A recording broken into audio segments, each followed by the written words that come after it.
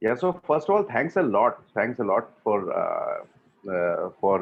giving us this opportunity. Actually, what we do is we keep we interview people who are known in their fields and senior positions and known in the industry, and we understand your perspective about behavior science and what's happening today in terms of change, all the things which jargons which people talk about, change management and so on and so on. Our effort is to actually work with the front line to improve their performance. So that's where if we get your perspective, that will be very nice, and we publish it to more than 3,000 of our mailing list, who are mostly CXOs of large organizations. So they will have the benefit to get your perspective. So that was the idea.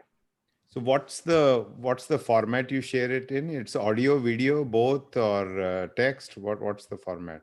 So we generally record with your permission, of course. If you are okay with that, we'll record, and then we will check out whatever comes out. First of all, Rashmi will translate it into an article, send it to you, and get your approval. If you're okay with that, then in between snippets of videos will be added.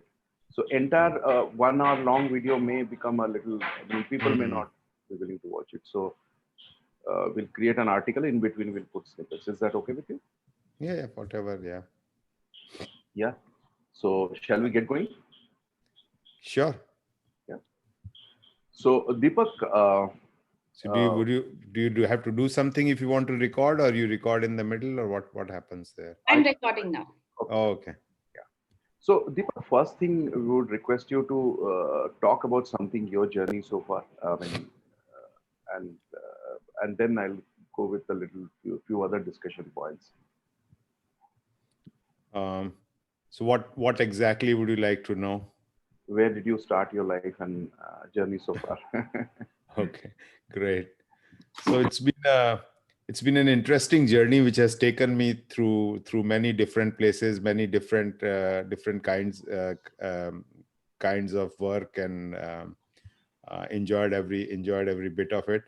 So I think means basically my basic qualification is as an industrial engineer, and then followed by MBA, and then joined the workforce. Started off in a company which made, at that point of time, baby food and Complan and Nycil powder and stuff like that, which was Okay. Glaxo, Yeah. and the family products division of Glaxo. Then made a quick switch. Means after a couple of years, I went in a totally diametrically opposite field, where I was working in a company which made forming fabrics for the paper industry. Okay. So this was an industrial consumable on which the paper is formed. And then after that, I moved overseas from India with a Aditya Birla company, the company was based out of Singapore, but I was based for them in Vietnam. So Vietnam had just opened up for foreign companies, and I was amongst like the first few people there. We were running a trading operation out of there, and amongst other things, we were trading cashew as a commodity out of Vietnam into the processing units in India. And for that company, I worked in two places. I worked out of Vietnam, and then I moved to Tanzania for a bit. And then when I returned to India after that, I joined Bausch & Lomb, and I had a very long stint at Bausch & Lomb, around 14 years. Started off managing their export sales. So I was responsible for sales in the entire SAARC region. So I've traveled extensively across the SAARC region, including Sri Lanka, Nepal, Maldives, Pakistan, Bangladesh, all those countries. And then headed the sales for the North Indian region out of the Delhi regional office. So amongst other things, it was Ray-Ban sunglasses and the Renew Eye Care solution for Bausch & Lomb. And then I moved to the US, where I was part of a global project for streamlining their financial systems and the finance cost transformation project. From there, moved to a company which did health care in the Western New York region. Then a long stint of 10 years at Xerox, where many different roles at Xerox. And the last one there, which was till last year, which was a very interesting one, was around bringing innovative and disruptive technologies into the IT environment of a company like Xerox. So build the capability to quickly do innovation. So set up innovation hubs, so with that we could prove out technologies like blockchain, AI, microservices, block. I means IoT and others. So pretty cool and interesting stuff.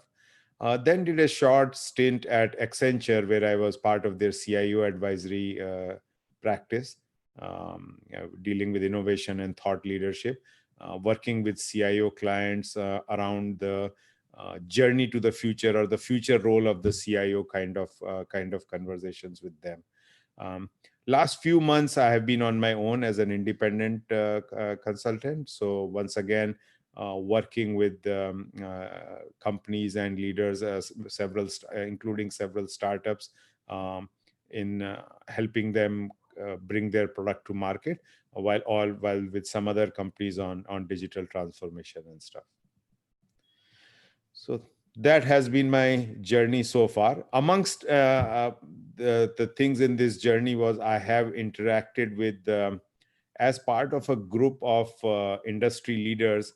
I had means I was part of this group which used to go to the Bay Area as well as Bangalore, and used to look at pitches of various companies. So the investors used to pull us in, the venture capital companies and all, because they wanted to get feedback from people in the industry about how these products, these companies, the technologies and products which these companies were working on, how would they fare in the market, and with companies in America, kind of thing. And amongst the companies whom pitched to me was a company called worxogo. And that's where I met the founders of worxogo for the first time. So that's how our paths intersected for the first time. So nice, nice. So this is, I think, 2019, 2018. You must have met with Ravi. Uh, no, this was not. This was much earlier than that. It Okay, was 2000, I would say 16 or 17, maybe. okay, okay, okay, Yeah, okay, okay. yeah. And you said you are from you did your MBA from India. Which institute is it? I I'm did from IIM Calcutta. Calcutta. Okay, and this Hmm. must be which batch? 89, 87, 89.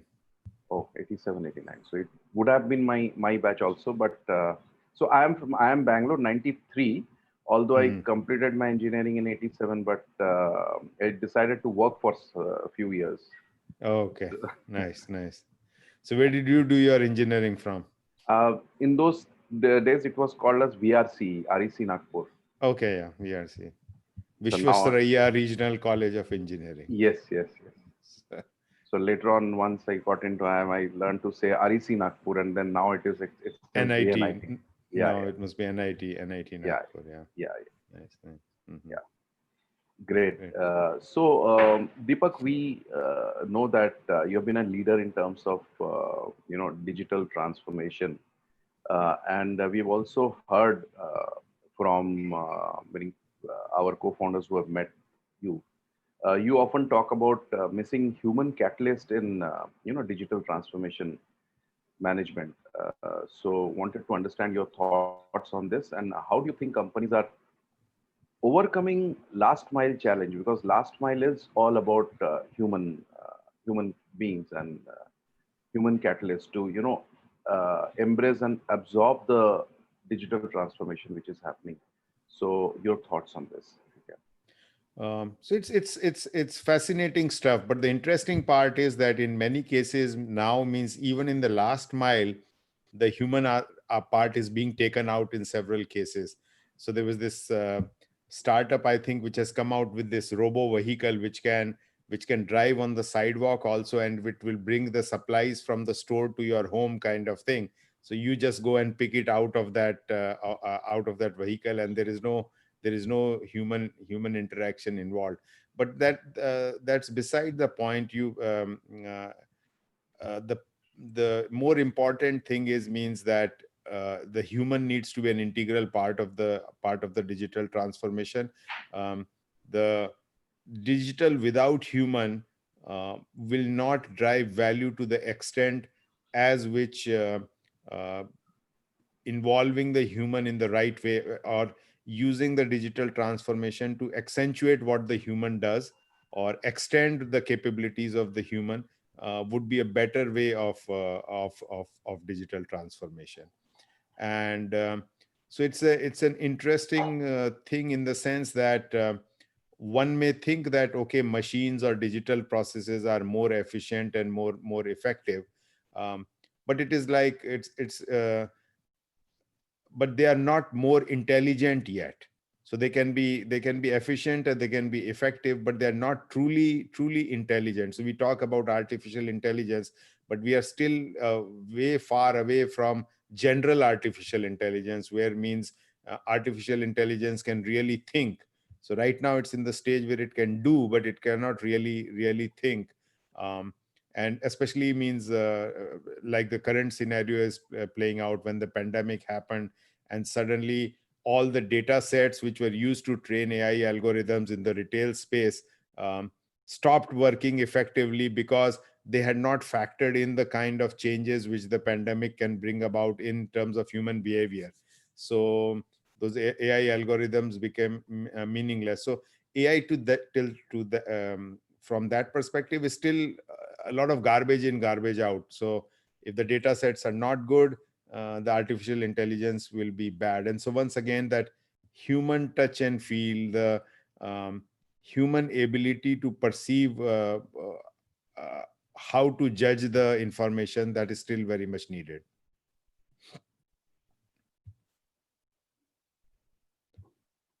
Lost audio, Sanjay. Can you hear me? Yeah, now, yeah, I can. Yeah. Yeah, yeah. So very recently, I was watching a small documentary in not short. It's actually 1.5 hours in Netflix about Hmm. what's happening in social media and how social media is being poisoned.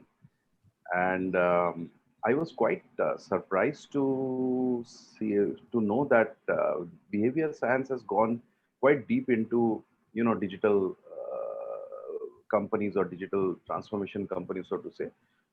But most of this has been towards focused towards consumers. We haven't seen many. I mean, I haven't heard about or come across very many companies which are focusing towards employees or making them more productive. So I think the most of the effort of behavior science so far has been, as you say, persuasive methods have been to persuade somebody to watch something, take their attention, or push them to buy. Now, what role do you think behavior focused tech can play in helping people, become central to their organization, actually becoming more, productive to improve their performance? What is the role? Um, Yeah. I think, yeah, means it can play a very important role, a transformative role, a disruptive role, um, because means this the basic framework of behavioral economics means Richard Thaler and others in the nudge theory kind of thing, means it flows from them and from earlier work of Daniel Kahneman and others. Um, but the concept means is well understood, and as you said, more driven towards consumer behavior. So um, I checkout aisles will be stocked with candy because they want people to pull candy when they are going out of the store, which brings an interesting aside that in California they are going to ban candy companies for keeping candy at the checkout counter. They will need to keep fruits and other stuff there. So means that's another way of the nudge working in a other way.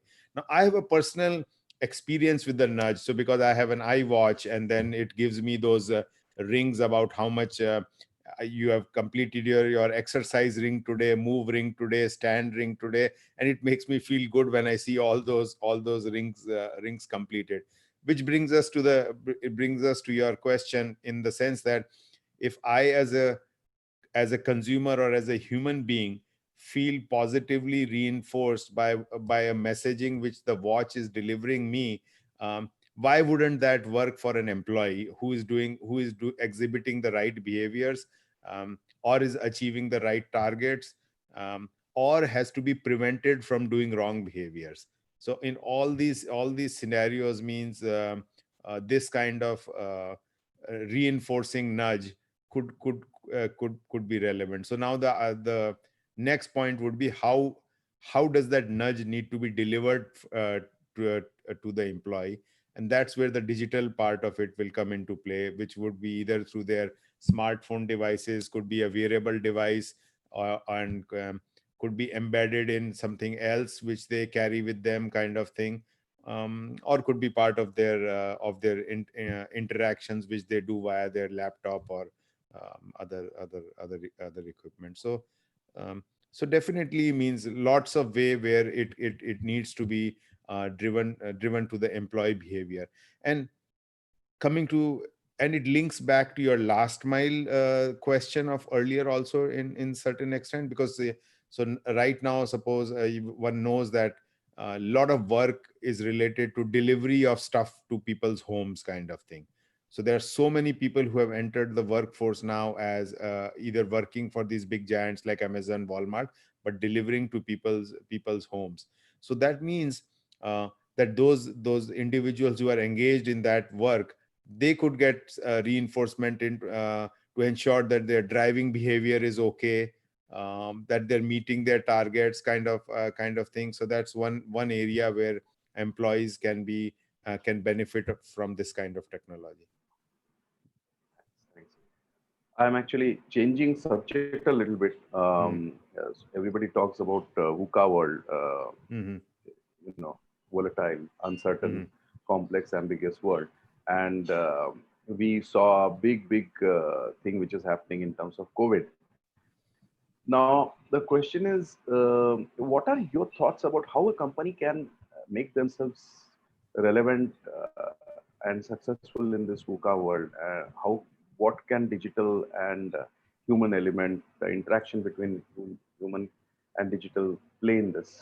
Companies becoming more and more resilient to this world, because we believe that while this was a wake up call, but this is not standalone incident, and like COVID may not be in that what you call that kind of big impact, but things will happen, things will come, we will face certain things which we have never faced before. Your thoughts, please. So, in fact, I had spoken about this a little while ago, which was around means when we think in terms of resilience, it means that resilience can be broken down into like four distinct components. So it would be the people resilience, process resilience, technology resilience, and information resilience. And in each of these spaces means, if I try to link it back to our conversation of earlier, means the behavioral aspect, or the persuasive technologies aspect can have a role to play. So what role can it play in people resilience?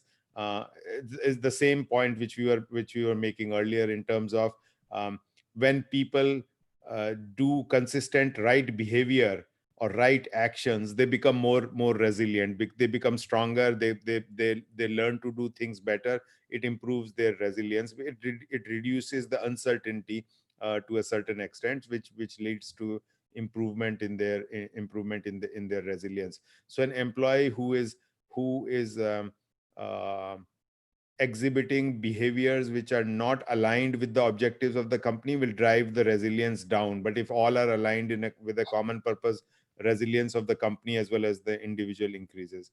Similarly, in terms of the process, because what it could do is it would allow consistency of process. Consistency of process would result in better resilience. Technology resilience means indirectly it can play a role, because the people and the process have an influence on the technology.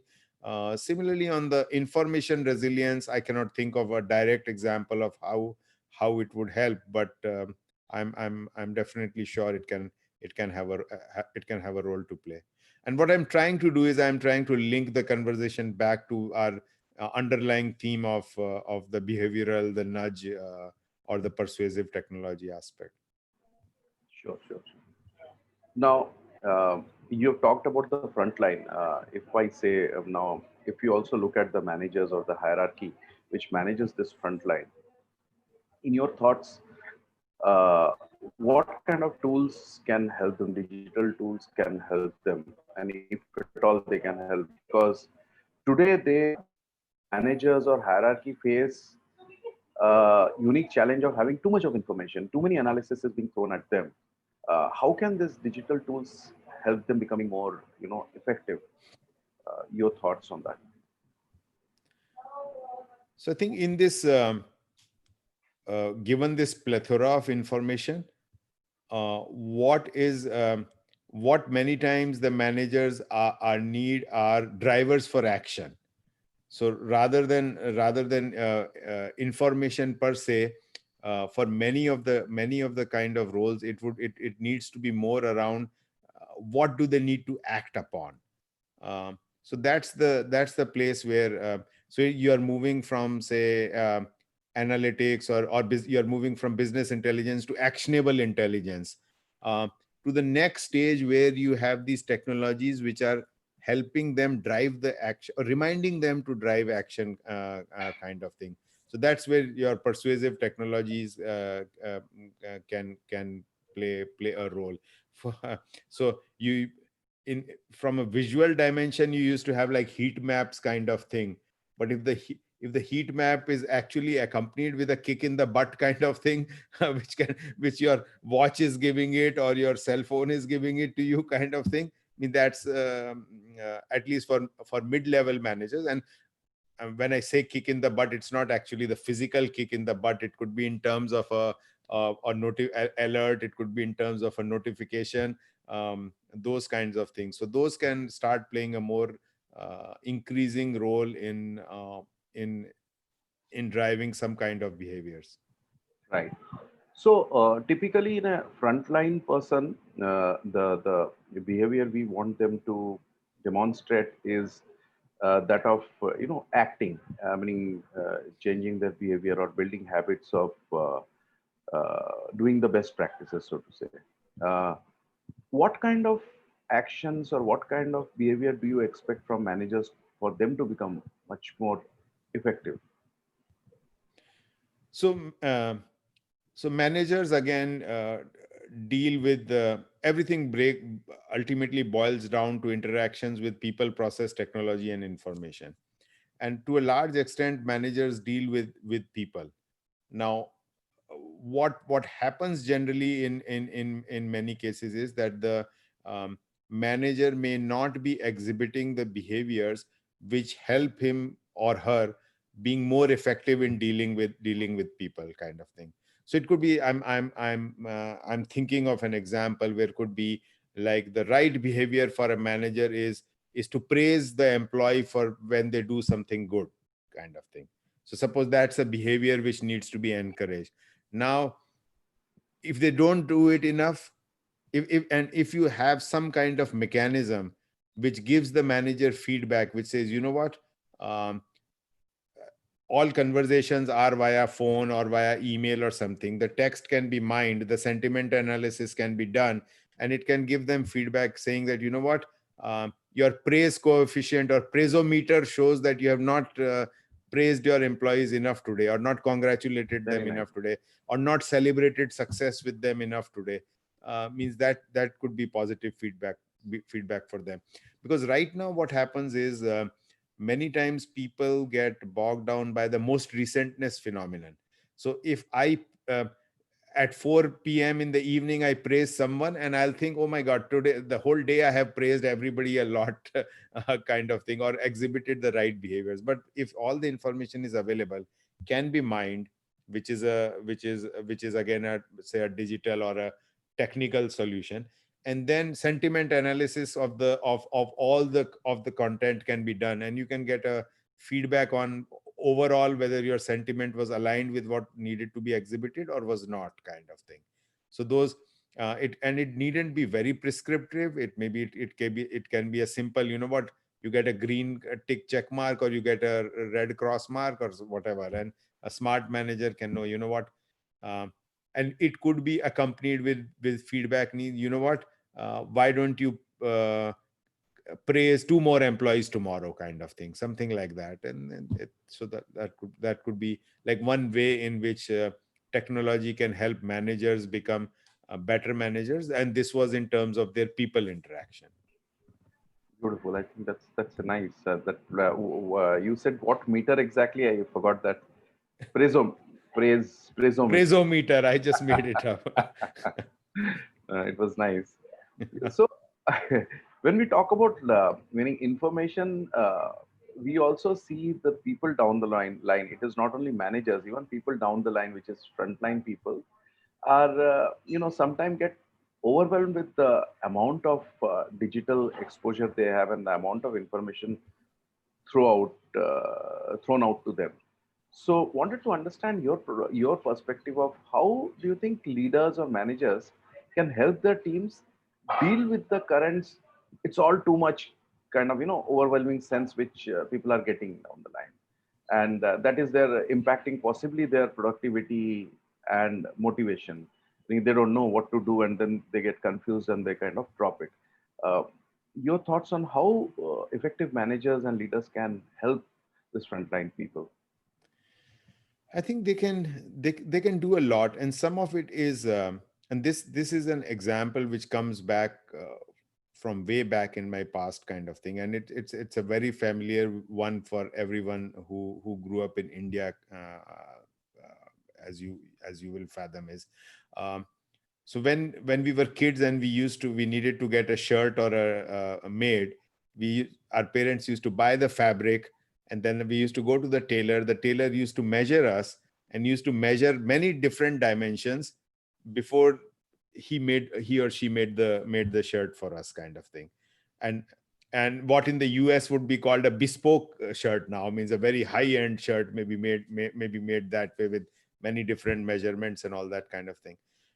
But then scientists were able to figure out that all those many different measurements can be boiled down to like couple of measurements. So it could be either your collar size and your inner arm length, and these two measurements, and you don't need to measure the other things. So, and then someone even said, what, take them further, organize the data, and we'll just organize them in small, medium, large, extra large, kind of thing. And more or less when we buy those shirts, we find that they fit us, kind of thing. So statistics was applied to the measurement data which was there. All this information which a tailor used to collect was boiled down and reduced to like four things: small, medium, large, and extra large, kind of thing. So that information overload which was there was reduced and was converted to like these three metrics, kind of thing. So similar kind of exercise needs to happen with all the other information which we have. So in that case, that reduction happened. In some other cases, that reduction has not yet happened. But I think slowly what would start happening is in many other areas of operation where we have got too much information, too much data elements, people will be able to identify what actually is relevant and focus only on those things. And that's where like machine learning, deep learning, all those things will, I mean, statistical techniques and all will will come to play. Because uh, ultimately a lot of that information is just noise. We can do without it and still understand what's going on.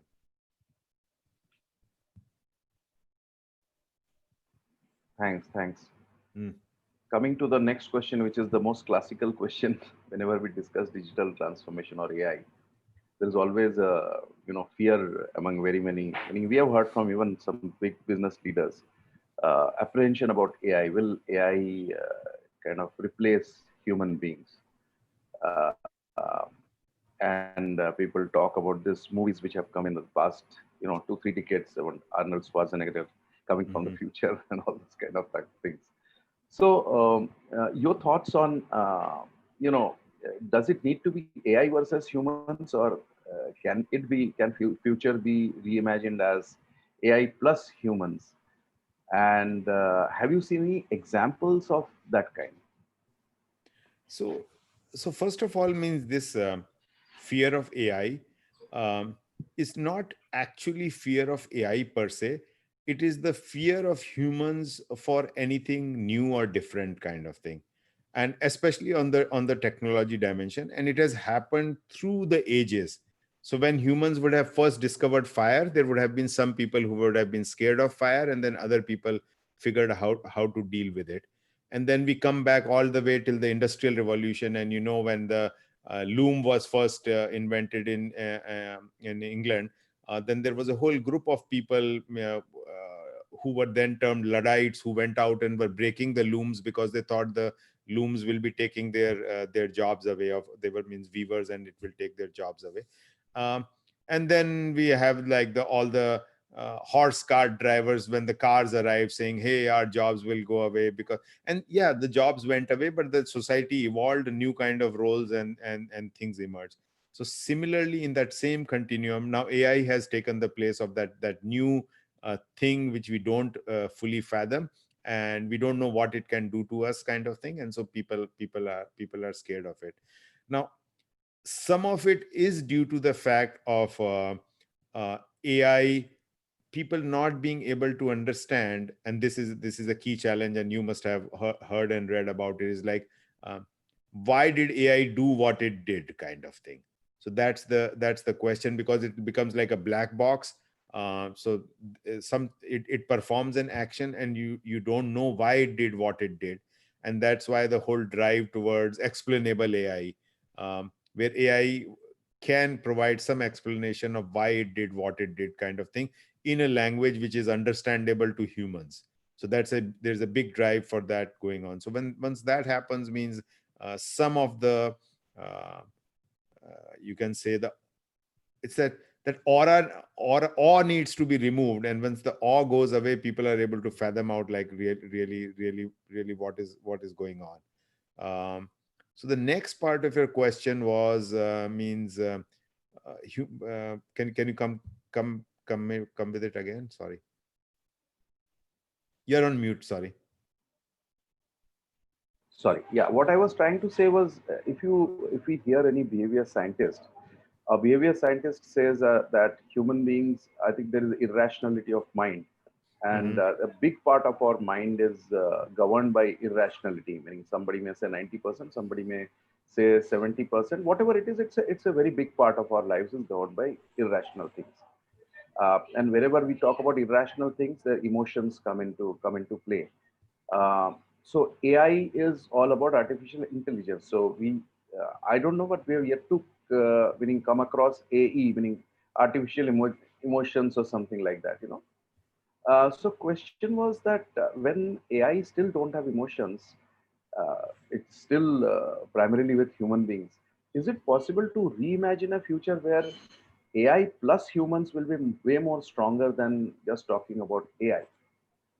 And in your own life, have you seen any examples of AI plus humans actually being very, very powerful in terms of delivering whatever it's supposed to deliver? So what? I was in conversation with an AI expert once, and it was the conversation went in this dimension only, which was like, hey, the emotions part of thing. And he had an interesting observation, in the sense that ultimately, means emotions are also like electrochemical impulses in the human brain, kind of thing. So emotions can also be so what is anger? Means anger is driven by certain chemicals which are secreted in the body, then certain electrical impulses are being fired by the neurons, kind of thing. So so what we are describing as emotions today can very well be reduced to some equations or some set of data at some point of time, kind of thing. So it's quite possible, means I'm like that can happen. Means didn't like Elon Musk do an experiment recently with the some brain transmitter in the pig kind of thing.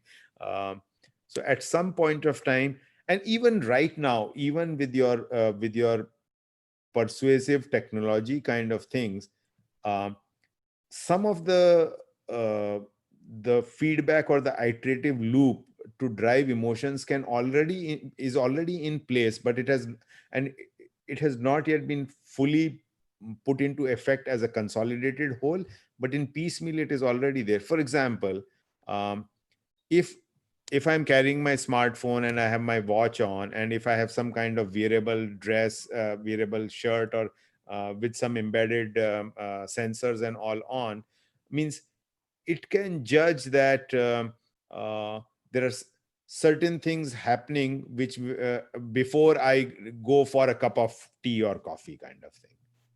Okay, so it knows that there are certain, my heartbeat is at a particular level, or certain chemistry or whatever if it figures out. Then what prevents the next step from happening is that that impulse is sent to me, that I start um, uh, my body gets in that state that I want to go and get coffee kind of thing. Means those it could be driven, that feedback loop can be created, kind of thing.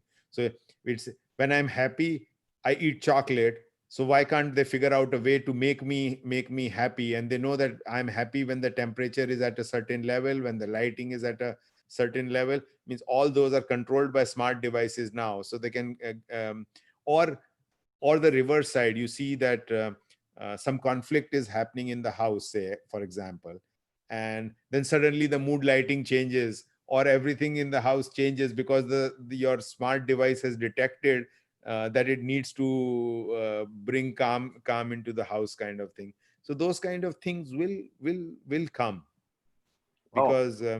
because all the information is there, all the devices are getting implanted in our life, slowly and steadily. So it is human plus AI. um, Already means, in certain ways, many times you think, oh, I just thought of this, and my cell phone is, I was thinking of buying a shoes, and all the ads are about about shoes on my cell phone kind of thing. Which may be because you did a search for it, or you said the word shoe in the house and one of your other devices picked it up, and so now they know that you're looking for a shoe, and that will be presented. But then the next step would be that they actively implant the idea of a shoe in that in that messaging, and you go out and say, oh wow, I looks like I need shoes now. Ah, interesting. Very interesting. Yeah. So yeah, yeah. Now that I think of it, I understand that this irrationality is being used by emotions, is being used by advertising agencies for a long time. Yes, and then on the irrationality, means you must have read. It's one of my favorite books, by Dan Ariely, Predictably Irrational. So Yes, human beings are irrational, but they are irrational in a very predictable way, and that predictable way has been used by marketers and advertisers yeah, since ages. And now what is happening is that the technology will help facilitate that even more. Is right. already doing that, but it will help facilitate that even more. Yeah. No, interesting, and this is kind of a fascinating world.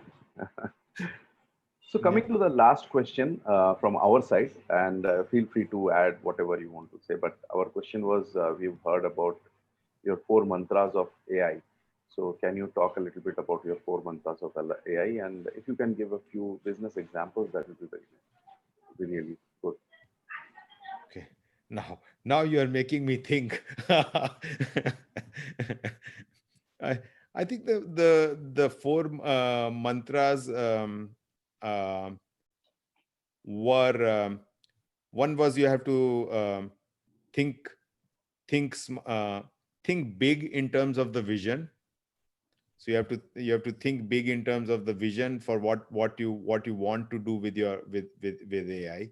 So you have to think big there, but then you have to think small in terms of how you execute AI, because you can't boil the ocean. You'll have to pick the pieces which you want to do kind of thing. So many times organizations may not have the appetite to do a like a big full blown project kind of thing. So you'll pick what you can do. So you think big, you do small, and then you think partners, because a lot of what you are trying to do may not, the company itself may not have the capabilities to execute on their own. So you'll have to find the right partners to help you do it. And then I think the last one was think people, which is like, it is not just artificial intelligence is not just about artificial intelligence or machine learning. It is as much about people as it is about technology. So even as you're thinking about AI projects and all, you have to think about the impact it will have on people, and also how people can help you move ahead with what your AI objectives are. So those. Excellent. Excellent. Thanks a lot, Hmm. Deepak, for sharing your thoughts. And I'm sure like all our, people who are associated with us in terms of in our mailing list will benefit a lot from your perspective. I think personally, I learned quite a few things today. And yeah, kind of opens your mind to think that, yeah, AI is not only about intelligence. Actually, there is lots of research happening also to decode emotions, which is combined with intelligence. And it's Hmm. very, reassuring to understand from your perspective that humans are not going to go away, but, it is AI plus humans rather than just AI alone. Hmm. So thanks a lot for your perspective. And Hmm. what we will do as next steps is we will. But before that, if you want to share anything more, I will pause here, and then I'll just tell you about the next set of processes. Yeah. So what I would add would be, means in terms of a general message kind of thing, is like every piece of technology which has emerged over the years has helped us become better humans, or at least we have strived to use it in a way which helps us become better humans. So I'm sure artificial intelligence also that way will help us become better humans, will expose newer dimensions of the human experience which we have not experienced so far, kind of thing. So when human beings just walked and there were no cars, there was some dimension of speed or connectivity or whatever which was missing. And then when automobiles came about, we discovered that, and Yeah. that helped us get better. Then when the airplanes came in, it connected the world, made the world smaller. So what all doors, what all avenues, what all visions artificial intelligence may create, all of it we may not be aware of it right now.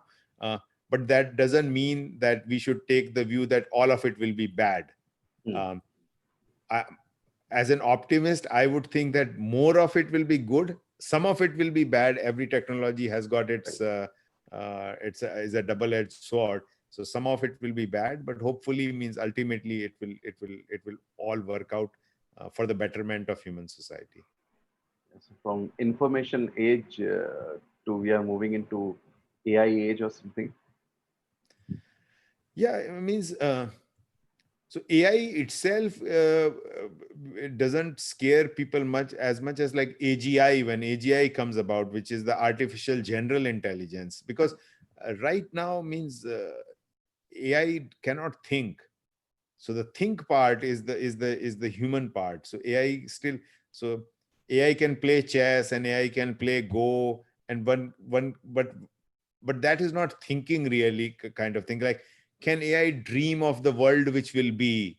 Can AI invent an aeroplane where none exists, kind of thing? Or think of a painting of a totally different kind, but if you program it and you and say, okay, paint a Leonardo, whatever, Michelangelo painting, it can paint it. But like, just create abstract art based on emotions, based on feelings, write poems on means um, and now it is writing poems these days, but now do they really reflect human emotion? So that those boundaries will blur. It will keep on getting better and better. Yeah. AGI will come about, and then once once the chemistry of emotions and all is also understood, and it can be reduced to mathematical equations, then that part will also come one day or the other. Sure. Interesting. So thanks again. Yep. Uh, Thank you.